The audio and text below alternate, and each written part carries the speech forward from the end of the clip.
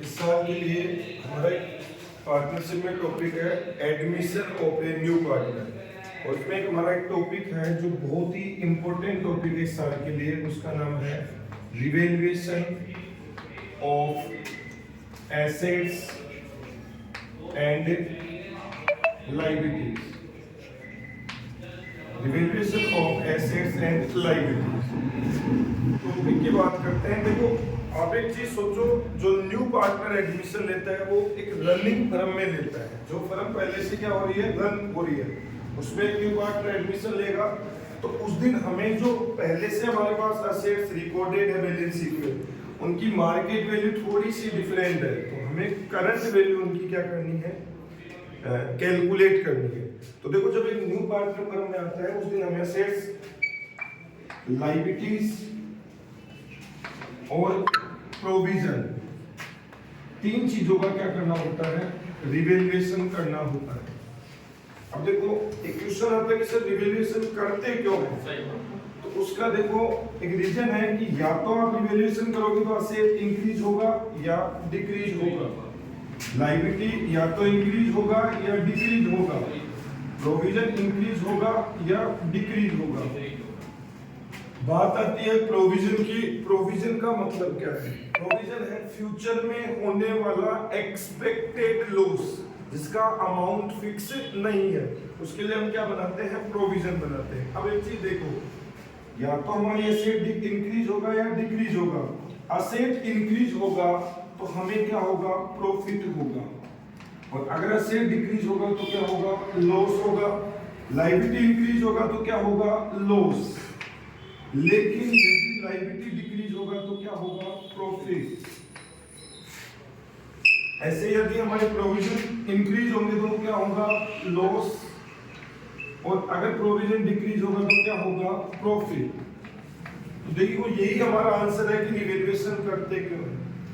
When a new partner admitted in partnership firm, assets and liabilities are revalued because a new partner not wants to bear loss on decrement of asset, increment of liability and provision, and old partner doesn't want to be share profit on increment of asset, decrement of liability and provision with new partner.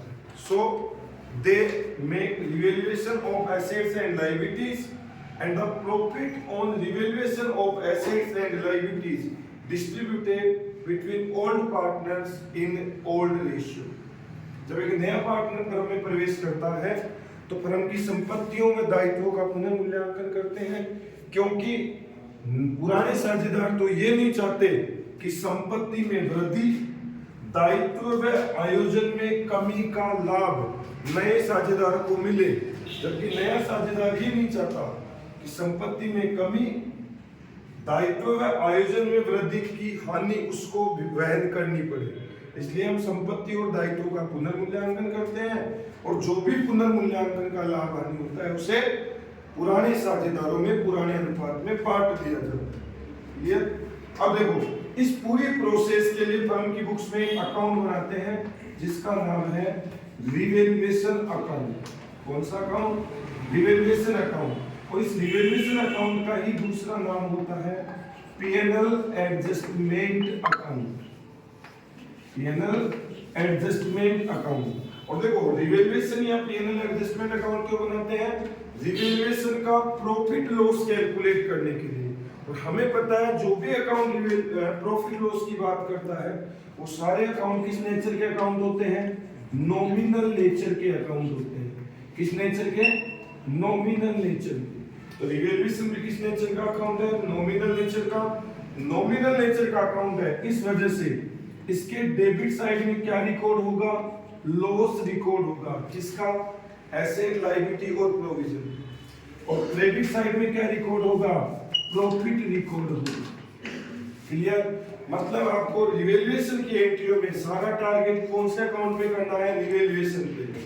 जब जब loss होगा उस condition में आपको revaluation को क्या करना है, डेबिट करना है, और जिस जिस कंडीशन में प्रॉफिट होगा रिवैल्यूएशन को क्या करना है, क्रेडिट करना है। समझो, आपकी एसेट इंक्रीज होगी, प्रॉफिट होगा कि लॉस, प्रॉफिट, रिवैल्यूएशन क्या होगा, क्रेडिट, क्या एंट्री बनेगी, asset account ER to revaluation, क्या एंट्री बनेगी, asset account ER to revaluation. लेकिन यदि एसेट डिक्रीज होगा तो क्या होगा, लॉस, और लॉस होगा तो रिवैल्यूएशन क्या होगा, डेबिट, क्या एंट्री बनेगा, revaluation account ER to asset, जो भी एसेट है उसका नाम आ जाएगा। लायबिलिटी इंक्रीज होगा तो लॉस होगा, लॉस होगा तो रिवैल्यूएशन क्या होगा, डेबिट, क्या entry, revaluation account ER to liability. Liability decrease होगा तो प्रॉफिट, रिवैल्यूएशन क्या होगा, क्रेडिट, क्या entry, liability account ER to revaluation. Provision increase होंगे तो क्या होगा, लॉस, लॉस होगा तो क्या entry, revaluation account ER to provision. और अगर प्रोविजन डिक्रीज होगा तो प्रॉफिट, क्या entry, provision account ER to revaluation. कोई दिक्कत? अब एक चीज सुनना, अगर इन सभी एंट्रियों को मैं कंबाइन करना चाहूं तो क्या बोलूंगा, asset account ER, liability account ER, provision account ER to revaluation. Revaluation credit कब होता है, जब प्रॉफिट होता है, प्रॉफिट कब होता है, जब एसेट इंक्रीज हो, लायबिलिटी और प्रोविजन डिक्रीज हो। और अगर मैं बोलूं revaluation account ER to asset to liability to provision, बताओ ये कब होगा, रिवैल्यूएशन डेबिट, जब लॉस होगा, लॉस कब होगा, जब एसेट डिक्रीज होगा, लायबिलिटी और प्रोविजन इंक्रीज होगा। क्लियर? क्लियर है सभी को? अब सुनो, अब जो भी रिवैल्यूएशन पे प्रॉफिट लॉस होगा वो किसमें डिस्ट्रीब्यूट होगा, ओल्ड पार्टनर्स में, ओल्ड रेशियो में। अब सुनना, जैसे ही आप प्रॉफिट को डिस्ट्रीब्यूट करोगे पार्टनर्स की कैपिटल इंक्रीज होगी, और जब जब पार्टनर्स की कैपिटल इंक्रीज होगी पार्टनर्स कैपिटल अकाउंट क्या होगा, क्रेडिट होगा, और जब जब लॉस होगा, लॉस डिस्ट्रीब्यूट होगा तो कैपिटल डिक्रीज होगा, तो पार्टनर्स कैपिटल क्या होगा, डिक्रीज होगा, तो डेबिट होगा। तो अगर आपको रिवैल्यूएशन पे प्रॉफिट होता है तो रिवैल्यूएशन का प्रॉफिट डिस्ट्रीब्यूट करने की क्या एंट्री होगी, पहली बार रिवैल्यूएशन का प्रॉफिट एडमिशन में किसमें डिस्ट्रीब्यूट होगा, ओल्ड पार्टनर्स में, ओल्ड रेशियो में, क्या entry, revaluation account ER to old partners capital, किस रेशियो में, ओल्ड रेशियो में। और अगर लॉस होगा तो भी किसमें डिस्ट्रीब्यूट होगा, ओल्ड पार्टनर्स में, क्या entry, old partners capital account ER to revaluation, किस रेशियो में, ओल्ड रेशियो। क्लियर? दूसरी बात, सर एक चीज समझ में नहीं है कि सर रिवैल्यूएशन अकाउंट में अमाउंट कौन सा लिखना है, सर अमाउंट कौन सा रिकॉर्ड होगा रिवैल्यूएशन अकाउंट में, तो अमाउंट वो रिकॉर्ड होगा जो इंक्रीज या डिक्रीज हुआ। हमारी एसेट, लायबिलिटी या प्रोविजन में वो जो भी चेंज आ रहा है वो चेंज वाला अमाउंट तो कहाँ रिकॉर्ड होगा, रिवैल्यूएशन में, और जो टोटल अमाउंट है चेंज के बाद वो कहाँ रिकॉर्ड होगा, न्यू फर्म की न्यू बैलेंस शीट में। तो देखो कुछ वर्ड है, जैसे आपको एसेट की या लायबिलिटी के बारे में बोले रिड्यूस, रिड्यूस का मतलब क्या करना है, आपको डिक्रीज करना है, डाउन करना है, ठीक है। आपको बोले एप्रिसिएट करो, क्या करो, एप्रिसिएट, एप्रिसिएट का मतलब क्या करना है, इंक्रीज करना है। आपको बोले डेप्रिसिएट करो, कोई भी एसेट लायबिलिटी को डेप्रिसिएट करने को बोले तो क्या करना है, आपको डाउन करना है, डिक्रीज करना है, सही है। और बोले ओवर वैल्यूड है, किसमें, रुपीज में, तो आपको क्या करना है, डाउन करना है। अगर बोले अंडर वैल्यूड है, किसमें, रुपीज में, तो आप उसको इंक्रीज करना है।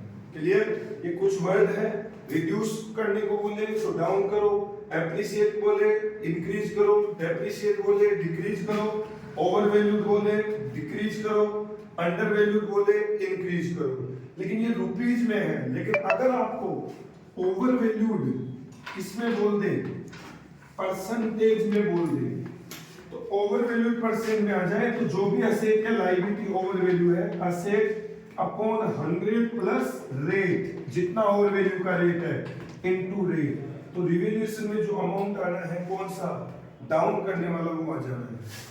और अगर अंडर वैल्यूड परसेंट में आ जाए, अंडर वैल्यूड इन परसेंटेज, तो आपको क्या करना है, एसेट डिवाइडेड बाई 100 माइनस जो रेट है इनटू रेट, तो अमाउंट आ जाएगा। कोई दिक्कत? ठीक है, तो ये हमारा रिवैल्यूएशन का कंसेप्ट है।